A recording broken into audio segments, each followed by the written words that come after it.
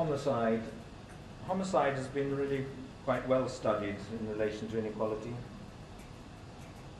This one, a different measure of inequality. I like to show other people's data sometimes. This is Daly and Wilson, and the dots are the American states, and down at the bottom are Canadian provinces. And basically, there's a tenfold difference in homicide rates between the more equal and the less equal states and provinces. The difference is now smaller than that. It's more like, I think, 5 or 6-fold differences, but still related to inequality. What's this? Prisoners per 1,000 population. In Britain, there's been a huge thing about how our prisons are overflowing, and our prison populations have peaked at a time when crime rates were falling. You see exactly the same relationship in the American states, and a couple of American research papers looking at the rise in their prison populations. They say that only 10 or 15% of it is due to more crime. Most of it is due to more punitive sentencing. So in more unequal societies, something goes wrong. I mean, maybe it's related to the levels of trust and so on, or greater fear across the social hierarchy. Huge differences. At the bottom end, I suppose, it's about 40 prisoners per 1,000. This is a log scale, by the way, and at the top it's about 400 prisoners per 100,000 population. So a tenfold difference. And similarly, I think the American differences are not quite so large. I'm trying to hurry along a bit, but the next thing I want to come to is that the most obvious explanation for all this, you'd think, was more unequal countries maybe have more poor people, and because all these things go with poverty, that's why they're more common in more unequal societies. That is not the most important explanation. It's a little bit of it. Much more important is the fact that everyone, or almost everyone, does worse. Whatever your income levels, the whole society seems to be affected. The poor most, but even the middle classes, and quite substantially. You can tell that simply from the data I've shown you. You know, if all this was due to the bottom 10%, the poorest 10% of the population, how could you explain why some countries have 8% with mental illness and the others 25%? You can't get 25% of the mental illness of the population with mental illness into the bottom 10%. And you know, if you go through just looking at the figures on the back of an envelope, you can see quite easily that it must involve a larger proportion of the population. And actually, there are now about half a dozen studies where you can actually see how people in different social classes or different bits of the income distribution are affected. This is a comparison of infant mortality in Sweden and England and Wales. It's arranged by occupational class. It's quite old data. This paper came out in 1992, actually. But the blue bars are infant mortality in England and Wales, and the red ones are Sweden. This is social class 1 at the top, professional occupations, going through down to the junior clerical non-manual occupations, skilled manual, semi-skilled, unskilled manual. And then, because it's a classification by father's occupation, single parents in their own category and unclassified.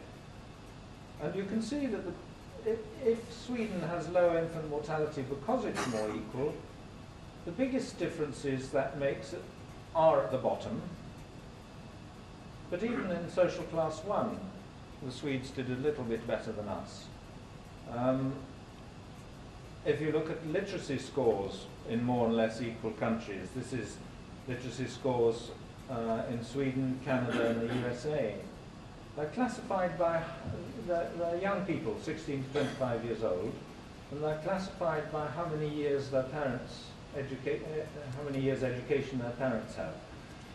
So on the right, you've got the kids of well-educated parents who are near the top of society. And again, you see, they do a little bit better if they're in Sweden than if they're in Canada, than if they're in the USA.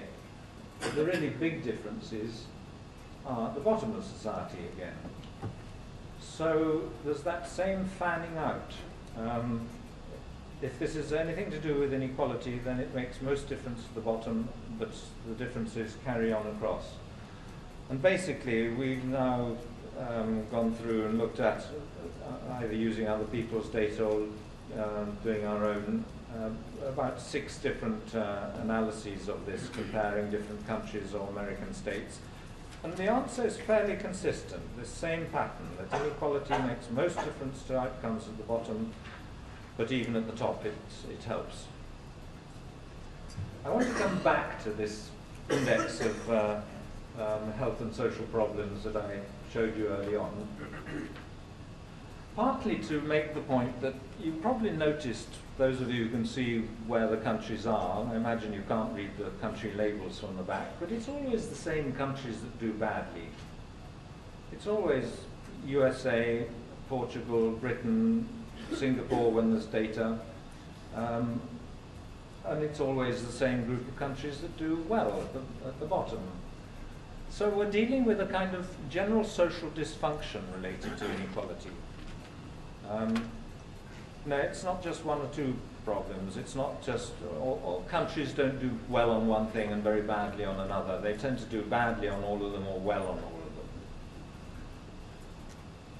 The other thing I want to point out, people sometimes say, well, it's the English-speaking countries that do badly. But you can wipe them off the screen and you've still got a perfectly respectable, statistically significant relationship on the rest of it. You know, take off Australia, New Zealand, UK, USA, and Ireland, and there's still a correlation. Or people say, well, there's something funny about the Nordic countries, different culture, that's what's behind it, it's nothing to do with inequality. You can take them off, and there's a clear relationship. And actually, we increasingly think of inequality as being so fundamental to the quality of human relationships. You know, if you think of us having an evolved sensitivity to social hierarchy, you know, if you're in a society that's organized hierarchically, you know, the people at the top get the choice of everything, and if there's years of famine, then it's the ones at the bottom who are going to go without. And social status is very important. And in animal hierarchies, of course, the dominant males try and monopolize access to the females. So, you know, social status, where it exists, is very important. But actually, through most of human prehistory, you know, in the time we've been anatomically modern human beings, 90% of it, we lived in very egalitarian societies. And obviously we've lived in everything from the most awful tyrannical dictatorships to the most egalitarian societies, but most of human prehistory, you know, we lived in societies with food sharing, reciprocity, gift exchange, and so on. And, well, no, I won't spend time on talking about that, but we are dealing with very fundamental patterns. It is vitally important that you know whether the social relationships, whether you're dealing with a society that depends on reciprocity, depends on sharing, depends on cooperation, getting people to trust you, or whether you're in a society, a dog-eat-dog society, where you must fight for what you can get. And basically other people are your rivals. And I think that the amount of inequality in our society is a trigger to which we are highly attuned. So I see this as a sort of environmental trigger that affects our social behavior quite fundamentally in ways that we are sort of honed to be attentive to. You know, social status matters.